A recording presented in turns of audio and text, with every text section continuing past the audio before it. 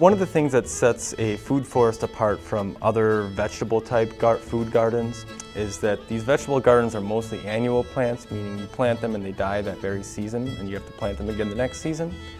With the food forest, we're focusing on perennial crops. So these are plants that come back year after year. Often these things are woody, like trees and shrubs, but even some herbaceous things and vines come back year after year. And there's a couple benefits to this. One is you don't have to disturb the earth each year and plant new each year. You plant once and for years after that you can harvest.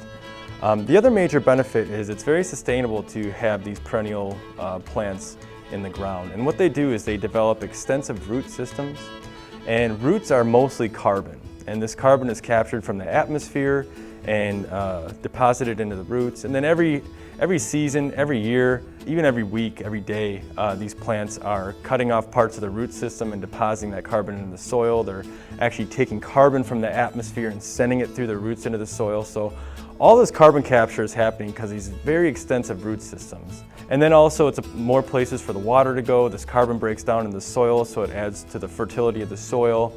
And then also when you have all this carbon in the soil, it acts like a sponge and soaks up a lot of the water that hits the ground as well. So these are some of the benefits of using perennial plants versus the normal annual plants in a vegetable garden. Another one of the major benefits of perennial crops is that during the summer solstice, that's when the sun is giving the most energy to our climate. The perennial crops are in full vigor. They're completely leafed out. They're tall and they're ready to accept all of the sun's energy.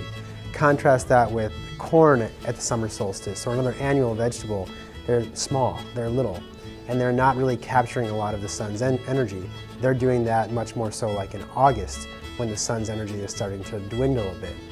And so from an energy efficiency perspective, it's just so much more sustainable to use perennial crops than it is to use annual crops.